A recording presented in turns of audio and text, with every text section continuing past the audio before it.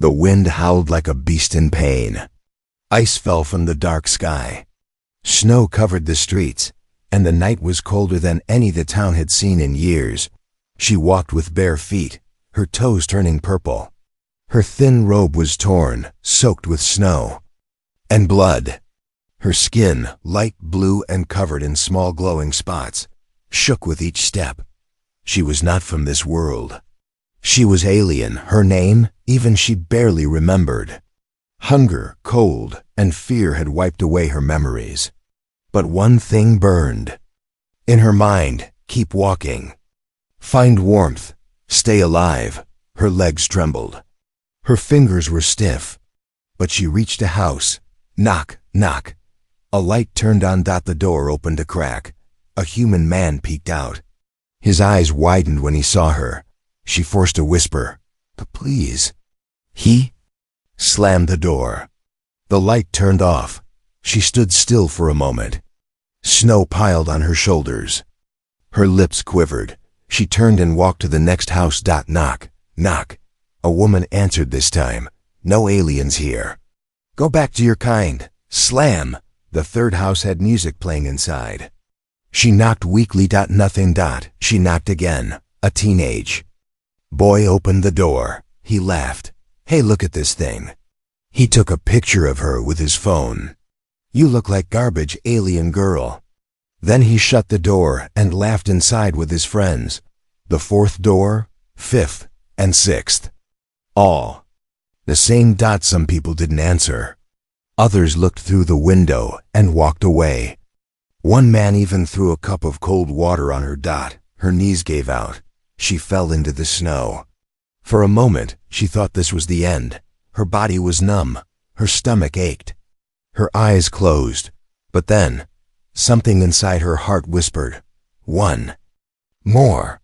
She got up, stumbled to the next door. Then the next. 12, 13, 14. Still no one helped. 17. Her last try. She knocked slowly, her hand shaking like a leaf. A small girl opened the door. Curious, the alien woman smiled, just a little. But then, the child's mother screamed, "Get away from my daughter, freak." The door slammed so hard, snow fell from the roof. She turned slowly and walked into the street. Her vision blurred. Her legs gave out again. She fell near a trash bin, curled up into a ball, and waited to die. Tears froze on her cheeks. She whispered to herself, I guess 17 was not enough. But then, a soft bark, a warm breath on her face. She opened her eyes slowly. A small dog was sniffing her. The dog licked her frozen hand. Then, footsteps. Boots. A tall human man walked over and looked down at her. He had a beard, messy hair, and warm eyes. His clothes were simple, and his coat looked heavy and warm. He crouched beside her. Are you okay? He asked. She tried to speak, but no sound came. He touched her hand. You're ice cold. He looked around, saw the closed doors, and the snow covering her feet. He picked her up gently. She was as light as a feather. His dog barked once, then led the way. The alien girl blinked slowly. The man was carrying her. She wanted to ask, why? But couldn't speak. He opened the door to his home, the 18th door. Warmth spilled out. A fire crackled inside. Soft lights lit the room. A couch, blankets, and warm soup on the table. He laid her on the couch, quickly grabbed towels, and wrapped her up. Don't worry, he said. You're safe now. She stared at him, eyes full of tears. He didn't even know her name. He didn't ask what planet she came from. He didn't yell. He didn't judge her strange skin or glowing spots. He just saw someone freezing. And helped. She looked at the fire, then at him. Her lips moved. Thank you. And then she passed out. But this time, not from pain. From peace. Asterisk. He didn't expect a knock that late. At 2:13 a.m. The wind was howling, and snow smacked against the windows. The firewood crackled softly inside the cabin. and the man Callan was sipping hot tea, flipping through an old, dusty book about stars.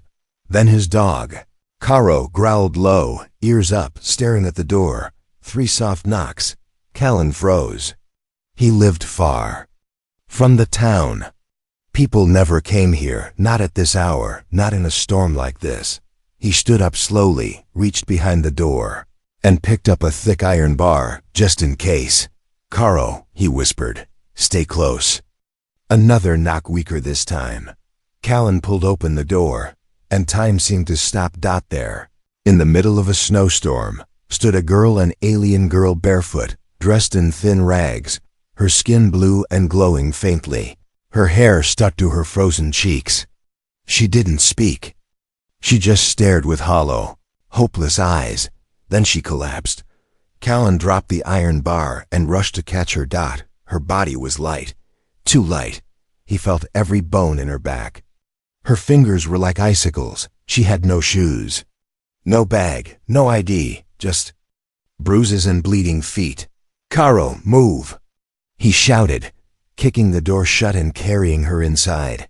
He laid her gently on the couch and threw 2 blankets over her. Then he tossed more logs into the fire and boiled water. His hands moved fast, but his mind was racing. Where did she come from? Why was she out there? And why did no one help her before? He poured warm water into a bowl and carefully dipped a towel into it. Slowly, gently, he cleaned the blood and frost from her feet. Caro sat nearby, quietly watching the strange girl, wagging his tail. The girl's eyes fluttered open, just a little. She looked around, saw the fire, saw the man, and whispered something in a strange language. Callan knelt beside her. "Hey, it's okay. You're safe here." Her lips trembled. She tried to speak again. "Warm," she managed to say. He smiled sadly. "Yes, warm."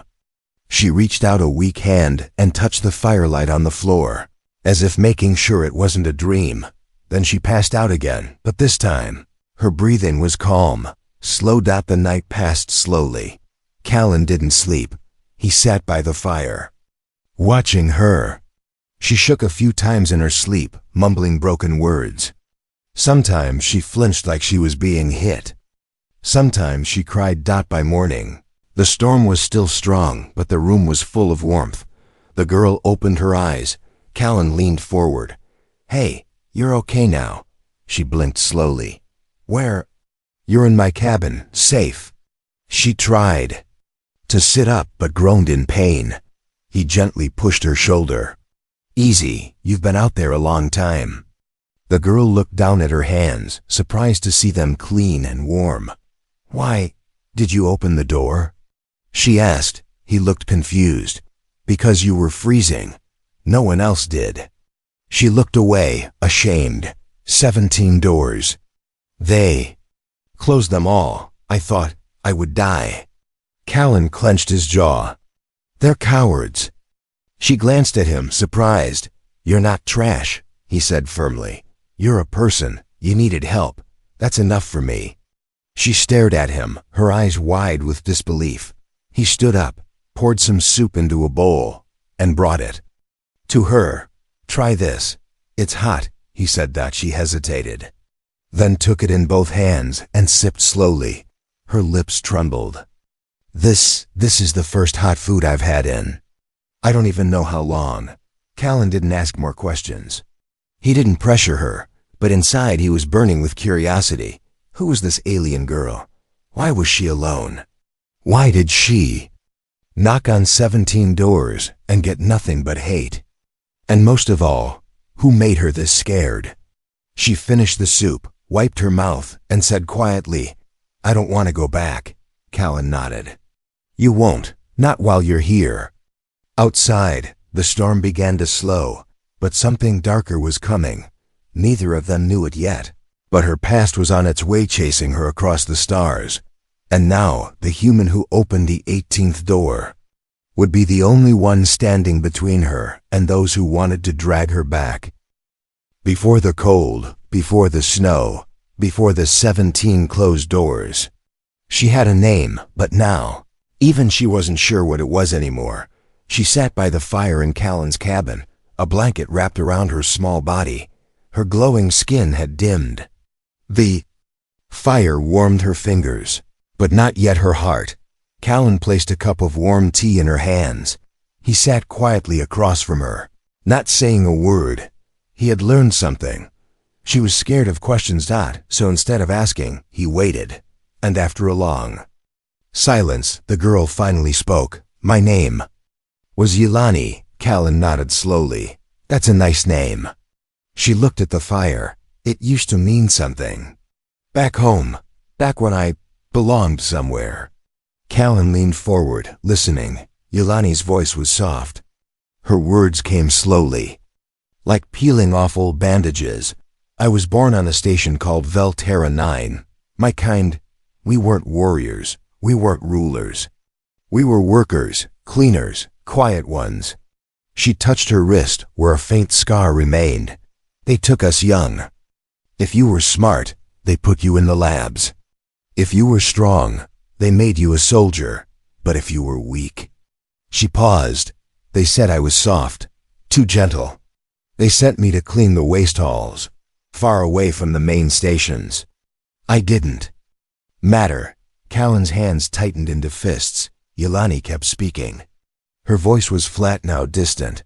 "One day, I saw something I shouldn't have. A secret meeting. Officers, blueprints, a weapon. Big enough to destroy planets from orbit. They saw me watching." She stared down at her tea. "They chased me. I ran. I hid on a transport ship and escaped. I thought I was safe." She looked up at Callan. "But I was wrong." That night, Yelani had dreams again, but this time, Callan heard her speak names in her sleep. Names that didn't sound like names. They sounded like codes. He wrote them down on a piece of paper. Sector 8L, Core 17, Orbital Lock of 4. Callan frowned. He used to work for the Terran Survey Corps long ago. These were coordinates. Military ones. Something in her memory was still unlocked. Something dangerous. In the morning, Yelani helped him feed the dog. Her hands were still shaky, but she smiled when Caro licked her cheek. "You know," Callan said, "Caro doesn't like most people." Yelani tilted her head. "Why? He's smart. He only trusts the good ones." She looked down, a soft smile touching her lips. "I've never been called good before." Later, Callan stepped outside to gather firewood, and that's when he saw it. A black ship high, above the forest, hovering silently in the sky. He knew that shape. It wasn't human, and it wasn't friendly. Inside, Yelani was folding the blanket. When the fire cracked loudly, her eyes flicked to the window. She froze. That ship, that hum in the air. They had found her. Callan rushed in. "We have a problem." Yelani nodded, her hands shaking. "They're here." He locked the doors, closed the shutters, turned off the lights. "Caro," he whispered. The dog stood by the door, growling. "Why are they after you?" Callan asked softly. Yelani sat down on the floor, covering her face. "I memorized the weapon code, the last piece they needed. I didn't mean to, but I can't forget it." Callan stared at her in shock. "They can't build it without you," he said. She nodded. "And they'll tear the galaxy apart to find me." Outside, the snow had stopped falling, but inside, the air turned heavier. This wasn't just about helping a freezing girl anymore. This was now a war secret. And Callan, a simple man who once opened a door, was the only one standing between her and the ones who wanted her dead. It began with silence, not the peaceful kind, but the kind that comes before something terrible. Birds stopped singing. The wind stopped moving.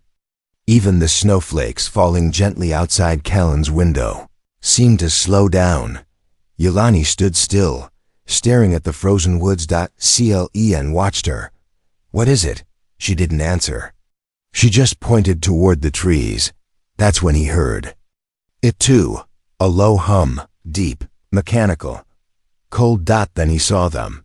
3 tall black figures stepping out from the trees. wearing sharp armor and glowing visors. They moved like hunters, quiet, fast, deadly. Behind them, the alien ship hovered above the trees, almost blending into the gray sky. "They're searchers," Yelani whispered. "They don't talk. They just take." Callan's stomach twisted. He slowly backed away from the window. "We need to hide," he said. But Yelani didn't move. "I can't run forever," she said quietly. "They'll find me. They always do." Callan looked at her, saw the fear in her glowing eyes. And something else. Tiredness, not just in her body. In her soul. Outside, the searchers reached the neighbor's cabin. Knock, pause, boom. They kicked the door down. Screams followed. Callan grabbed Yelani's arm. "No, you're not giving up now. Not after everything. You knocked on 17 doors. You lived." He led her to a hidden hatch under the kitchen rug. It was an old storm shelter. "Get in," he said. "What about you?" she asked. "I'll handle them." She stared at him. "They'll hurt you." He gave a small smile.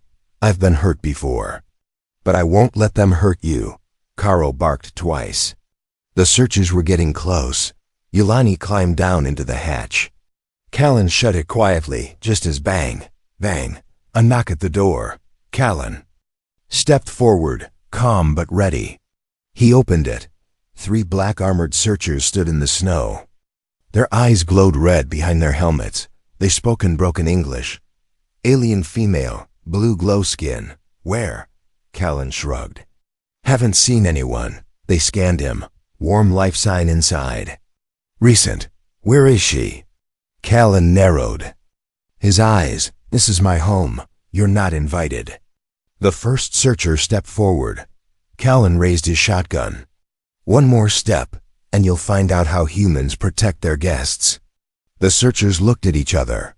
Then one pushed past. "Him." Caro lunged, biting the armored leg. The searcher kicked him hard. Callan slammed his shoulder into the intruder, knocking him down. Boom! The shotgun fired into the air. "Out!" Callan shouted. The blast startled the other 2.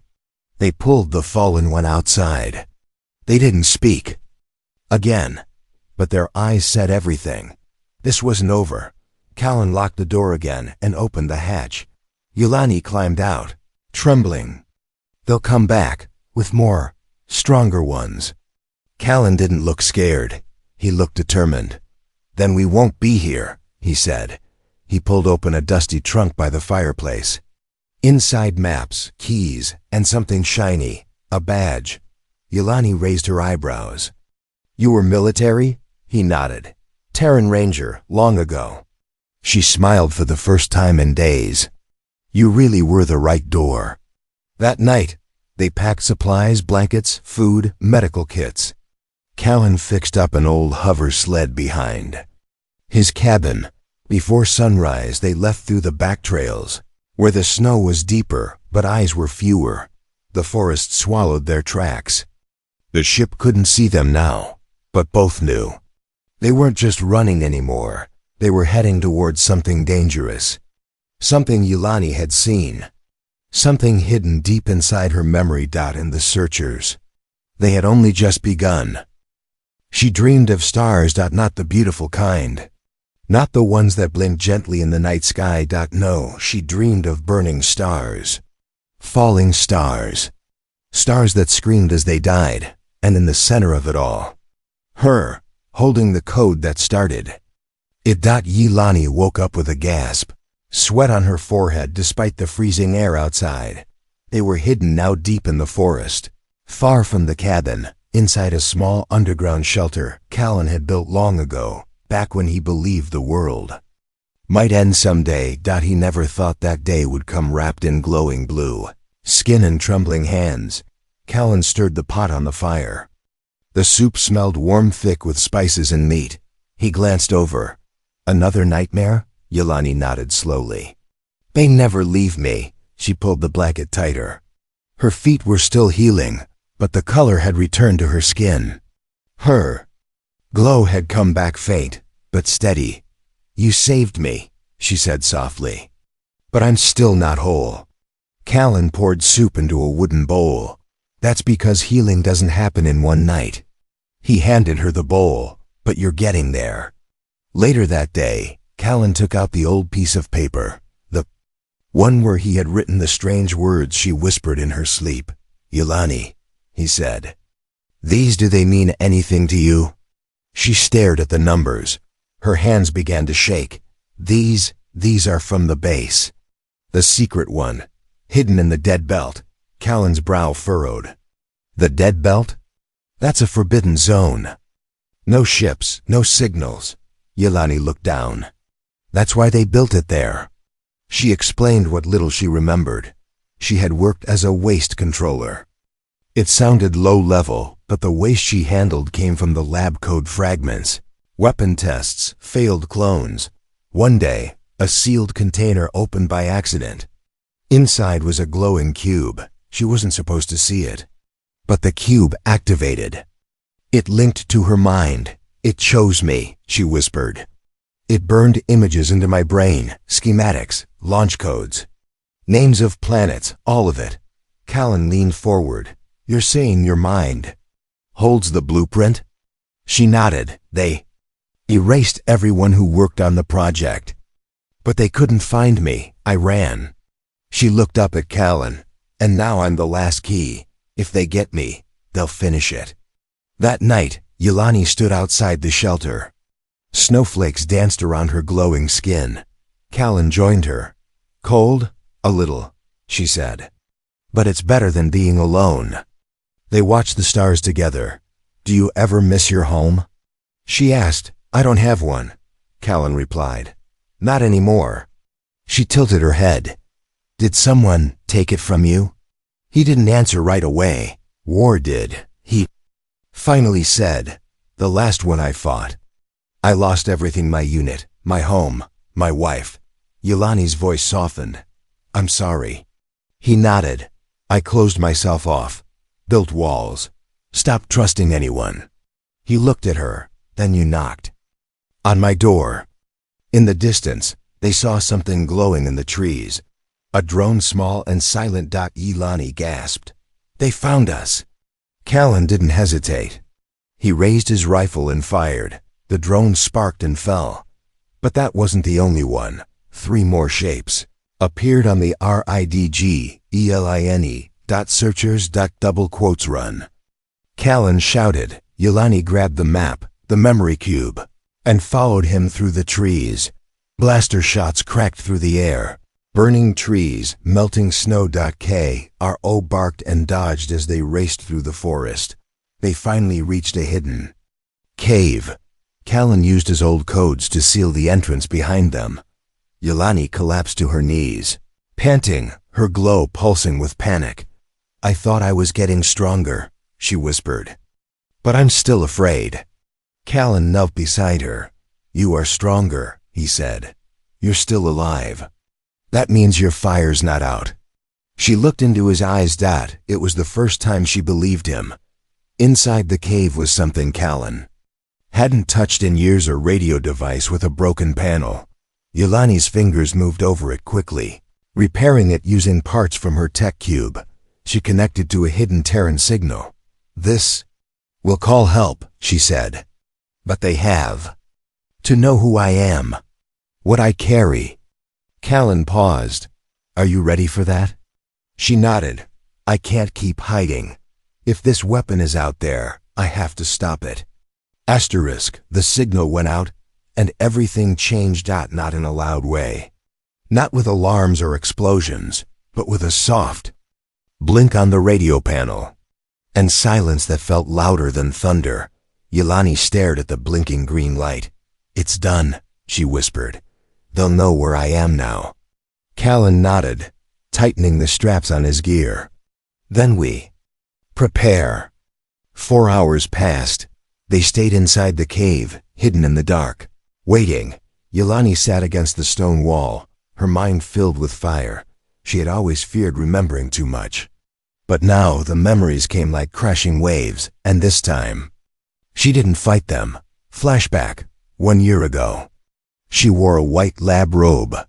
Her hands were clean. She stood in front of a cube, small, glowing. Alive. The scientist spoke quietly behind her. She has high neural compatibility, one said.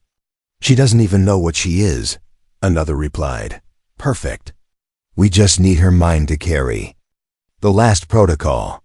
Yelani didn't know what they meant back then.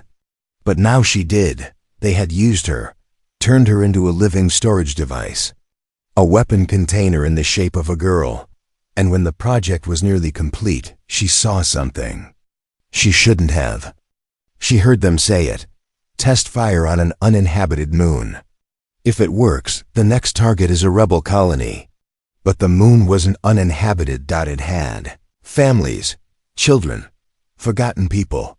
They were going to destroy them all to prove the weapon worked. That's when she ran, back in the cave. Her hands shook. I know what they call the weapon now, she said to Clen. He looked over.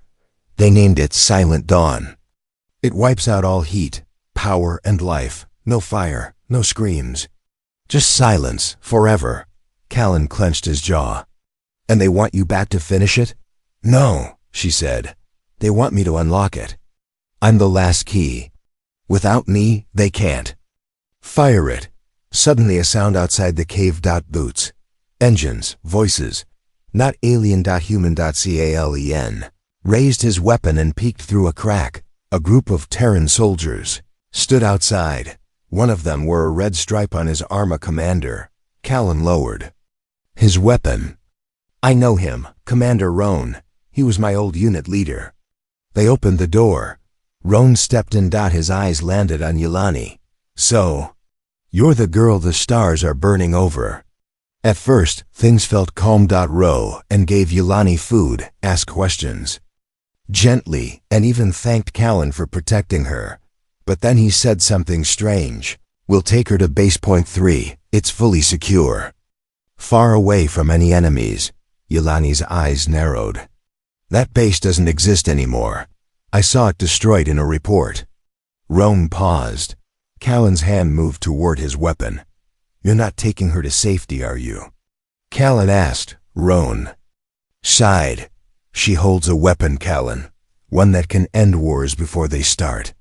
She's not a weapon, Callan growled. She's a chance, Roan said coldly. And chances don't come often. He turned to his men. Take her. Gunfire. Callan fired first, knocking one soldier down. Yelani dove behind the console. Karo barked and bit another soldier's arm. Smoke filled the cave. Callan shouted, Run, Yelani! Go! She hesitated, then grabbed the memory cube and sprinted through a back tunnel. Bullets flew past her. She didn't stop. Behind her, she heard Callan's voice. I'll catch up.